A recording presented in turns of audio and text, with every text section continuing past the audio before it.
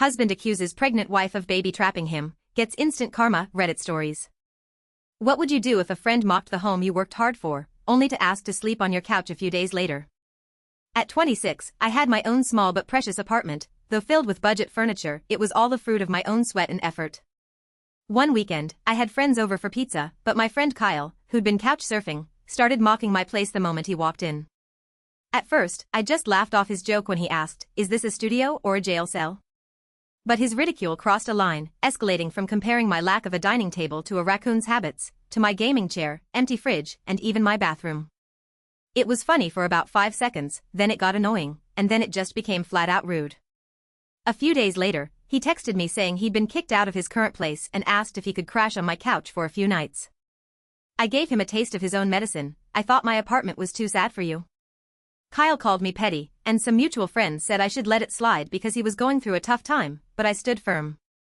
How could I let someone who spent an hour clowning my personal space stay in my home? Surprisingly, Kyle found the story online and sent a sarcastic text, "Real mature, bro, airing your feelings on Reddit," before leaving our group chat. Even the friend who'd scolded me changed his tune, admitting, yeah, Kyle was out of line, revealing that Kyle had a history of making such disrespectful jokes. In the end, I'm still chilling in my apartment, and Kyle will have to figure his stuff out somewhere that isn't my couch. Kyle's behavior clearly stems from jealousy, a cowardly attempt to feel better by tearing down someone else's achievements when he has none of his own. Next, we have the heartbreaking story of a family torn apart when a devoted stepfather is betrayed by the very children he raised as his own for 15 years. I'm raising 16-year-old twins from a previous relationship, and my current husband, Ian, has always been the only dad they've ever truly known. The twins' biological father was an irresponsible man who cheated on their mother during her pregnancy, never paid child support, and only showed up to play the fun dad on rare occasions. Ian started helping me with the kids when they were 2 without me ever asking, forming a deep bond and becoming their true father figure. But last year, the biological father, who had been absent for years, suddenly reappeared claiming to be a changed man, and despite our warnings, the kids fell for his act. From that point on, the kids started ignoring Ian, treating him like a replacement they no longer needed, and my husband was deeply hurt. The conflict erupted over a trivial argument about cleaning the kitchen, which led to the twins screaming at Ian. "Stop acting like you're our real dad. We have a father." These cruel words struck Ian like a dagger to the heart.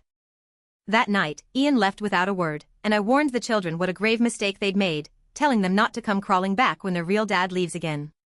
When Ian returned, he was overcome with a profound sense of loss, and his wife couldn't argue with his decision to no longer be involved in the twins' lives. As predicted, the biological father abandoned the kids again, and only then did they try to act like everything was fine, calling Ian dad again.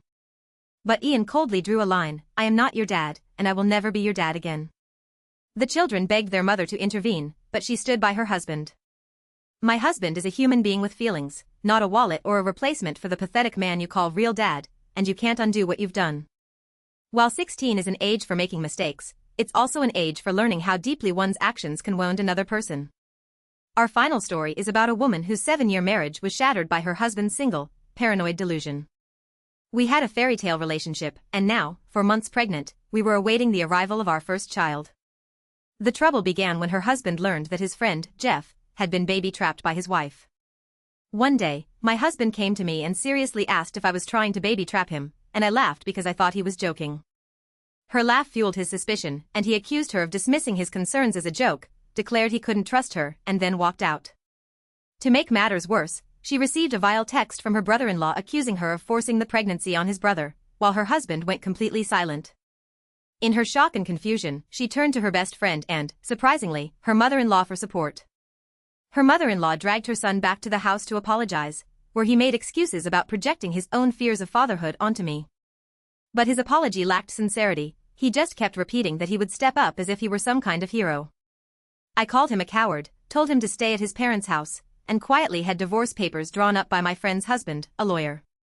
A few days later, a family lunch organized by the mother-in-law took a surprising turn.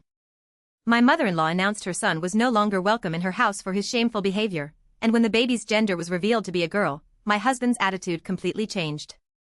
He had always wanted a girl, and he suddenly burst into tears, begging to come home, but her heart was already firmly closed.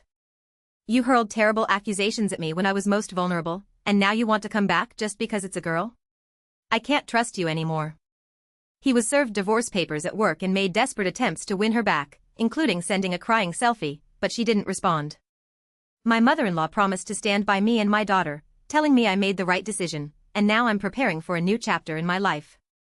Double tap the screen for good luck.